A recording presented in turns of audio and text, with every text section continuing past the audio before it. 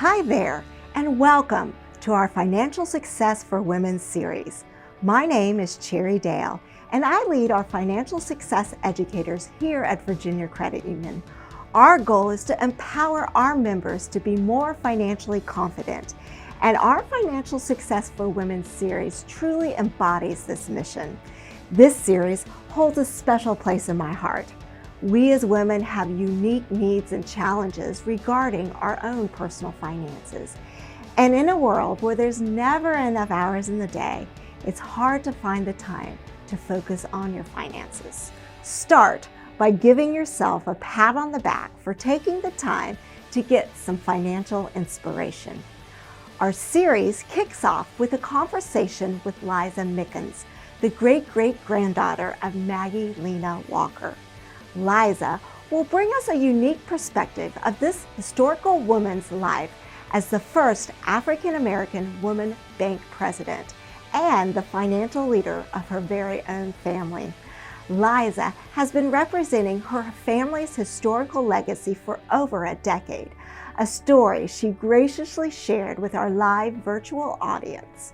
We are pleased to share her story with you as part of our Financial Success for Women series. I'm excited you're here. Let's get started. The following presentation is brought to you by Virginia Credit Union.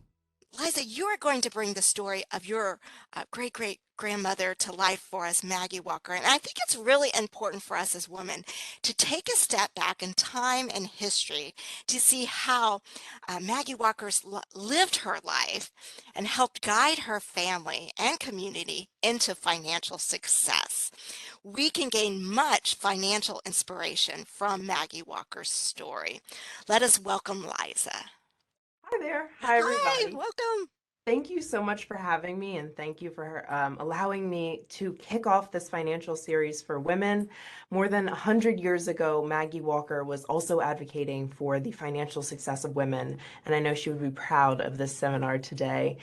She was an educator, entrepreneur, community activist, and my great-great-grandmother. Maggie was born at such a pivotal time in American history. She was born in Richmond, Virginia, in the last year of the Civil War, in what was the capital of the Confederacy. And we now like to refer to Maggie Walker as being a part of the first generation of freedom. Her mother, Elizabeth Draper, was born enslaved in Virginia, and her father's Eccles Cuthbert was actually a white Irishman who was in the area. They didn't stay together, and Maggie met her stepfather, William Mitchell, working at the Elizabeth Van Lew mansion. Now, Elizabeth Van Lew was actually a Union spy and had set up her base here in the capital of the Confederacy.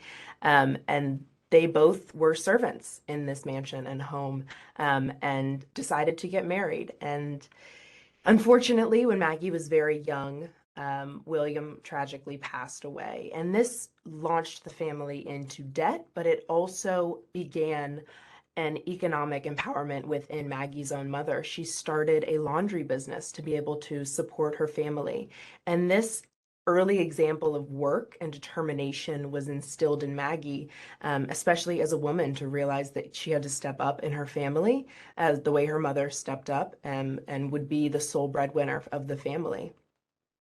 Now, Maggie also had to come to faith in this tragic time in her life. And at 14 years old, shortly after his death, she was baptized. And the church in the Black community at this time was the cornerstone of not only faith, but community. And Maggie had an inkling to serve, and she began teaching as a Sunday school teacher just a few years after joining the church. And then at 17 years old, she joined the Independent Order of St. Luke, which was a beneficiary society similar to the Freedmen's Bureau that helped and aided Black people into full integration in American society. And we see Maggie become involved in her community and in speaking out against what she knew wasn't right. So at just a few years after joining the order, she actually organized a protest of her graduation due to unfair treatment. And you'll see these photos here. This is Maggie in her early 20s, just a few years after that graduation protest. But essentially, Black students could not graduate in the same place as the white students in the city of Richmond, despite paying the same taxes in the city. So they organized a graduation protest. And this was Maggie's first instance of community involvement, but not the last. During the height of her work with the Independent Order, the streetcars in Richmond were completely segregated, and she called on the Black citizens of Richmond to boycott the bus system, the trolley system, and it essentially drove them out of business. And so we see this early instance of activism that just sparked a fire in Maggie Walker to do what was right. Maggie taught grade school for 3 years because Sunday school just showed her how much she loved children and how important it was to educate the next generation.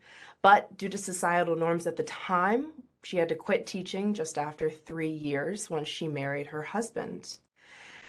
And she marries into the Walker family. Armstead Walker and his family are popular Masons, famous Masons in the area, and are responsible for the creation of the Lee Street Armory, which was for the 1st Black Battalion of Richmond. This building is now actually the home to the Black History Museum and Cultural Center of Virginia, and they are currently in their 40th year and are doing an exhibition on different Virginians, Maggie Walker included, who made an impact. And to see this as a beacon of hope in the Jackson Ward community was truly inspiring. To see a battalion for Black people built by Black people, it really encapsulated what Jackson Ward was about. And this just started Maggie's family life. So once she was forced out of teaching, she was in the home raising her beautiful family. Russell Eccles Talmadge Walker was born in 1890. Her second son, Armstead Mitchell, was born just 3 years later, but tragically he died at just 7 months old. Melvin DeWitt Walker was born in 1897. And he was the last of her children, but they adopted a relative, Polly Payne. Maggie did not have easy births, and it was not easy recovery either. She was bedbound after them, and as anybody can imagine, was completely devastated losing her second child. She said, "I was so anxious for a little baby to love, to rear, to follow by day and night, to see develop into a great and useful man." And after Maggie faced that tragedy of losing a son, she really threw herself into her work with the Independent Order of St. Luke. Now, like I mentioned, the order was a secret religious beneficiary society established in Baltimore, Maryland following the Civil War. And this aided Blacks in funeral costs, insurance policies, and also a sense of community and togetherness at this time where it seems like the whole world would have been against Black people establishing themselves in society. And after the loss of her child, she establishes the juvenile division within the order. Teachers at heart, will continue to serve the children around them. And she also realized that if you get children involved, their parents are sure to come as well. And even though she could not teach legally in the school system, she created her own job and just showed further her ingenuity and established a role for herself doing what she loved, but also benefiting the next generation. She famously said, "Our hope for the future lies with our children. As the twig is bent, the tree is inclined." You'll also see that Maggie surrounded herself and her work with Black women, just continuing to lift as she climbed. So in 1899, the Order of St. Luke was struggling. It was teetering on bankruptcy with 1,000 members and just $31 in their treasury. Their national leader resigned, and at the 1899 convention, no man stepped up for the job. But the order didn't need a man, they needed Maggie. And that year, she was elected the right worthy Grand Secretary of the Independent Order of St. Luke. And just 1 year later, she laid out her vision and changes that she knew would bring the order back to success. And in that, she called for a newspaper, a bank, and an emporium. And in that 1901 address, she says, "Let us awake, let us arise, let us form a partnership of heads and brains and actually do something." So in 1902, the first issue of the St. Luke Herald went to print. And this newspaper was operated in St. Luke Hall, which was the home base of all of Maggie's operations. And it was designed by a local Black architect, again, making sure that she lifted as she climbed and was including other talented Black people in her work. Now, this newspaper was important as a sounding instrument to Black people in Richmond and other members of the St. Luke's that were up and down the East Coast. So this newspaper actually highlighted lynchings at the time. Um, it highlighted her position on Confederate monuments that went up during her lifetime and that we have just recently seen come down in Richmond. So this was an important and useful tool for the organization, especially as the founding of the St. Luke Bank came about in 1903. Now, this catapulted Maggie Walker to fame. It gave her the title of the first woman to found, charter, and serve as president of a bank in America. And at the heart of her work was still children. So in this, she decided to establish a penny savings program for kids to teach them to save even a penny whenever they can, and that it will have a great impact on the community and on their own bank accounts down the line. Now, this bank survived the Great Depression by merging with two other Black banks to become Consolidated Bank and Trust. And 20 years after Maggie stepped into her role as the right-worthy Grand Secretary, she built the order's ranks from 100,000 members to with $500,000 in their treasury.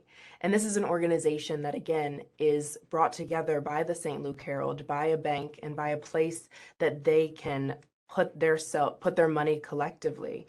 She said, "First, we need a savings bank. Let us put our monies together. Let us use our monies.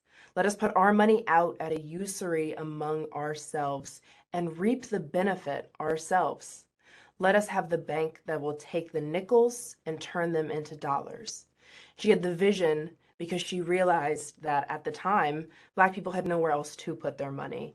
And she also realized that Black women specifically needed a space to open accounts and to be able to invest in themselves. She also realized that there was a lack of dignity for the Black shopper. And Richmond at the time was segregated. So Broad Street, Black patrons were not able to enter through the front door at a lot of stores. And if they were not allowed to try on clothing.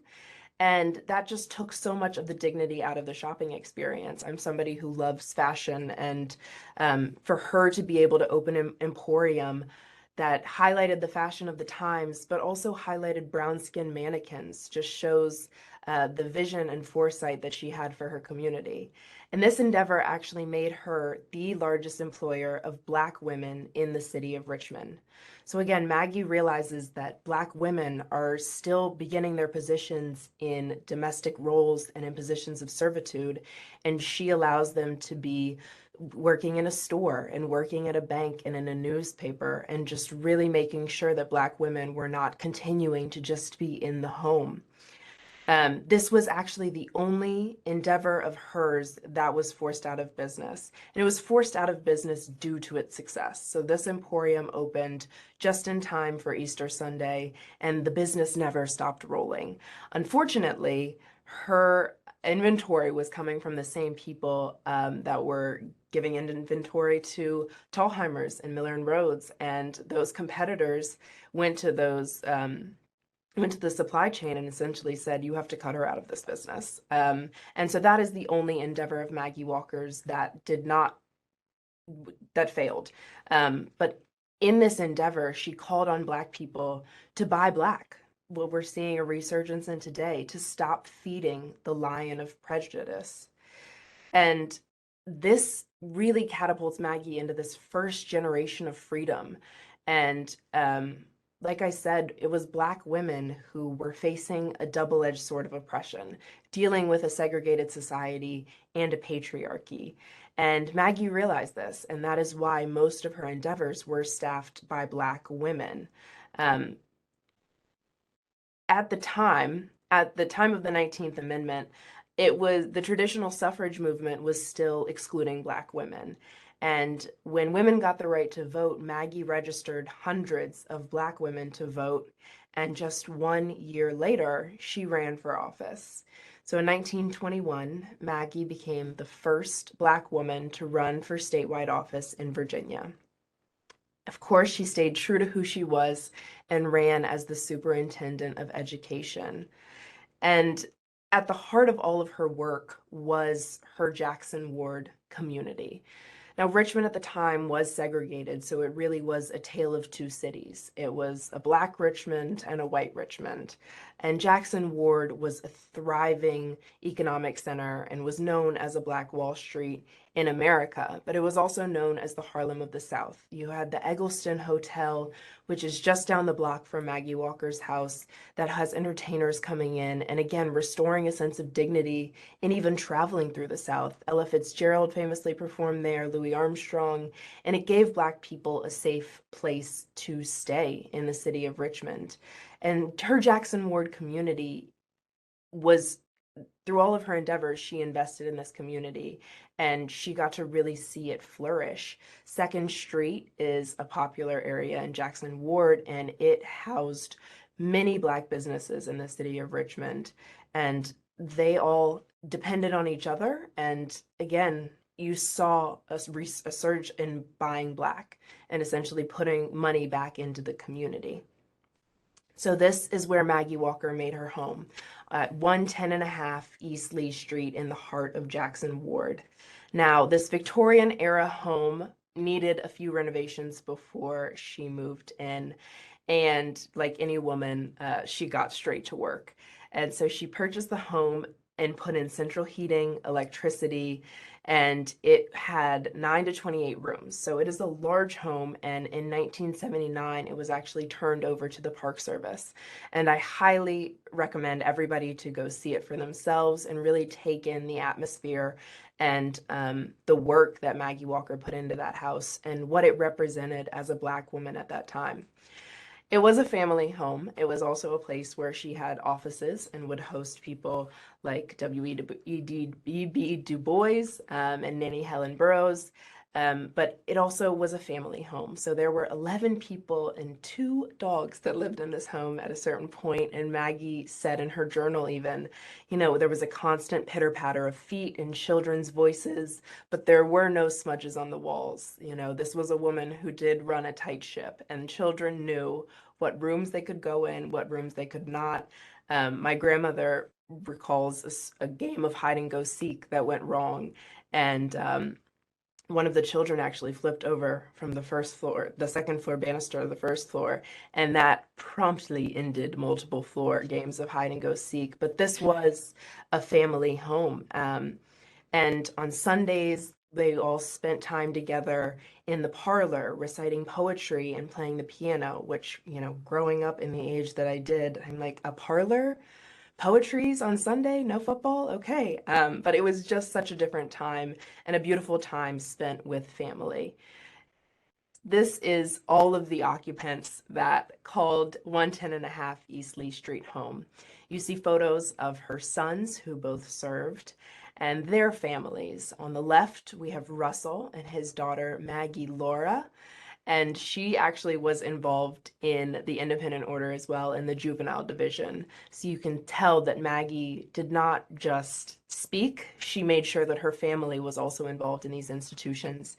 And her son actually worked for the order. And then on the right, you have Melvin DeWitt Walker and his wife, Ethel Robinson. Now, Ethel actually lived just a few blocks away in the home of Spotswood Robinson. Her nephew is Spotswood Robinson III, the judge who actually worked on the Farmville version of the Brown versus Board of Education case. And so you see rich families with rich histories coming together in this Jackson Ward community. And they had three beautiful children. They had Armstead, Mamie Evelyn, and Elizabeth. And Elizabeth is actually my grandmother, all the way on the right with that twinkle in her eyes.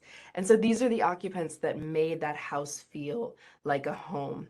And they breathed so much life into the house, and it was necessary because there was also plenty of personal tragedy in the home. These are the photos of the grandchildren taken by the Brown Studio, which was a black studio in the city of Richmond. And then this is them at the dedication of the house. I just saw somebody say that style though. And yes, I mean, it was so reflective of the styles at the time. My grandmother is sitting up on the armrest, and I just love this photo. And one thing about it, it was in black and white, and they actually came back in and colored it in with colored pencil, just showing technology at the time and where we are today. But I just love that Maggie Walker also made sure that her whole family presented themselves a certain way and were dressed to the nines, especially on, big occasions and sitting for photos. But this house also was a hard place at times. So, like I said, Maggie lost her second child at just 7 months old. And then that same year, her younger brother dies. And then tragically, her husband is accidentally shot and killed by his son. One night, he was mistaken for an intruder, and that was just devastating for Maggie, obviously. She called Armstead her rock and her staunch companion, and to lose him was devastating. And the city of Richmond took this vulnerable moment as an opportunity to try and belittle her credibility and act like this was some sort of insurance claim, and it nearly devastated it nearly devastated her family, but it also really accelerated Russell's depression, and unfortunately, he died from depression and alcoholism just a few years after that. Maggie's mother also dies, but I'm pretty sure that I can't speak for her, but to grow up enslaved and then to end your life surrounded by these children in this home that your successful daughter has purchased, I'm sure that was a very full circle moment. And of all of these deaths, I'm sure the most peaceful transition. And in that, Maggie was also struggling with her own personal tragedies. She was confined to a wheelchair due to diabetic paralysis, but she never stopped working. And the image that I have of Maggie Walker is a busy bee who always persisted. And she had great ingenuity and determination and worked nearly up until the day she died. On the right, you can actually see a wheelchair that she fashioned for herself with a comfortable work chair and a desk to be able to maneuver around her house, but also to continue working. And that is something that we all can draw inspiration from today, to be able to look at this woman who went through so many things at such a critical time in American history where it seemed like all of the odds were against her. And nevertheless, she persisted and left a legacy for us to be able to invest in our own accounts, to be able to be financially literate, and to pass that on to the next generation as well. She fully acknowledged that it was women that drove her work. She said, "Whatever I have done in this life has been because I love women, love to be surrounded by them, love to hear them all talk at once, love to listen to their trials and troubles, love to help them." And in her last words she said, "Have faith, have hope, have courage, and carry on. And carry on we must do." Oh, I have goosebumps. I don't know about everyone else on the line, but what an incredible story. Thank you so much for sharing this with us. And Yeah. tonight's session, my goal for tonight was really to think through about um, was to bring the story of Maggie Walker as the inspiration, and think as we as women today think about our own pasts and how that connection to our history. Everybody's history is unique. Everyone comes with their own experiences, but those experiences can bring us inspiration, but they can also hinder us in our financial journey as well. When you think about your grandmother and the life that she lived, what was one of the main takeaways that you apply to your life today, Liza? Hmm. It would be her work in gender equality. The Equal Rights Amendment was actually presented during Maggie Walker's lifetime, just 1 year after women got the right to vote. And to be a torchbearer of that issue, knowing that we still don't have constitutional gender equality, is something that I know Maggie Walker would still be fighting for as well. Yeah, that's so important. And you look at her life, how she went from she had a lot of tragedy in her life, didn't she? But she was able to take that tragedy and then kind of funnel it and whip it around into projects, into banks, into organizations, into, everything in Yeah. order to uplift herself and her family over time. It's such a wonderful story. Well, thank you, Liza, again for taking time and sharing your family's history with us. It was so very valuable. Let's give her an emoji clap or a high five or whatever, but we just embrace you and we thank you. Now, ladies, tonight, we brought you, Liza, to kind of fuel that inspiration for ourselves, but I want you to think about where you are personally with your own financial success. We're all on different paths. We might be in a different season in our life. Maybe you're just starting off. Maybe you're getting ready to retire. Perhaps you went through a divorce. Perhaps, you're putting someone through college. Maybe someone's, you're wherever you are, our goal is to wrap our arms around you, your credit union, and provide you with tangible tools that will help you succeed in your financial journey. I'm going to show you a quick video that shows some of the struggles that we as women face. The financial health gap between men and women is growing in America. Women are far less likely to be financially healthy than men. And these disparities are even wider for women of color. They told us as teenagers, get your degree, choose your career, and you'll make a lot of money. But that's not really how it works. 64% of women have challenges meeting household expenses. You almost don't even want to think about it because there's nothing you can do. I'm not sure how big bills are going to get. I'm living with that uncertainty of what's around the corner. 7 in 10 mothers make a career change due to parenting. When I started having kids, I had nobody to help me. We couldn't find a good babysitter. I gave up my career, but I wish I didn't have to. Women are 25% more likely to report unmanageable levels of debt than men. My financial regret is taking on credit card debt that I thought was going to build my credit. I'm happy that student loans are on pause right now, but I am still so stressed for when they come back. Less than half of women think they will have enough money in retirement. Saving now is really hard. You can't even prepare for retirement. You've got to utilize whatever you have to make sure you stay afloat.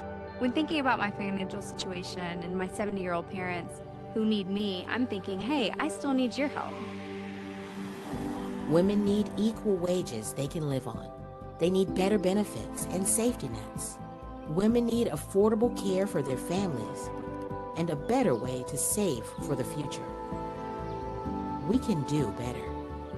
Empowering women empowers us all.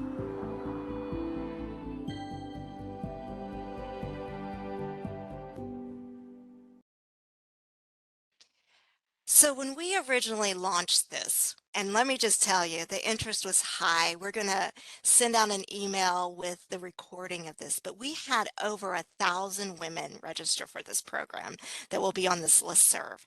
And we asked you, what are some things that come to mind when it comes to your finances? these were all of the different things that how you all responded to that question. Um, and again, whatever path you are, we do want to give you those tools to help you. Now, when we think of what is financial health, what does it mean to actually be financially healthy? We look at these four areas: spend, save, borrow, and plan. And in the very beginning of the program, when you initially signed up, you were sent a link for a financial health survey that would help you measure your own financial health. But these basic four areas, these 8 things within the 4 areas, if you have a firm foundation of spending less than your income, paying your bills on time, having sufficient savings, both short term and long term, have manageable debt, have a prime credit score, have appropriate insurance, and plan ahead financially. If you can cover these 8 things, you lay an incredible foundation for yourself and for your family. So we're going to give you tools to be able to do that. But the first thing is, I would highly encourage you, if you have not taken that survey, to do so. We will send that link out. We'll put it in the chat as well. For those of you who took the survey, we did have about 80 people go ahead and take that survey. I'm just going to walk you through what some of the results were for that, just so we can gain a sense of where we are. This is kind of a community we have here this evening of Virginia Credit Union member women being there for each other and supporting each other. So as we proceed, we can look. When you took the survey, it gave you a score within 0 to 100, and then it groups you where you are with your finances. Many of you are in this coping category. There were 59.1% in the coping category. And this might mean that you've got some financial stress when it comes to living paycheck to paycheck, or perhaps it's paying your bills on time, maybe it's debt management, whatever that is for you. But our goal is to move you from that coping category into the healthy category. Now, if you're in the vulnerable section, perhaps you're just starting off, or you're coming to some bumps when it comes to your finances. Now, out of those of you who took the survey, I would say very good at paying our bills on time. That's great. That's a huge thing, because we know the impact of not paying bills on time can have on your credit and even on your whole financial goals. So that is a great first step in paying those bills on time. But I will say, one of the areas that we want to think about as a group is thinking through the best way to financially plan, and then also to think through about what is the best way to have secure some savings for yourself and your family. Both even short term and long term. I think long term was a little bit more of an issue, but short-term liquid savings, we would say that you could have access to quickly, maybe 3 to 6 months of where you can cover initial costs.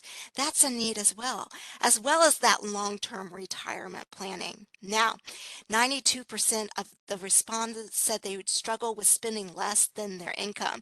Hey, I am guilty of this as well. I mean, how easy is it for us to go and spend money and not even realize that before we blink, before the end of the month, we've got nothing left, or we might be using our credit cards.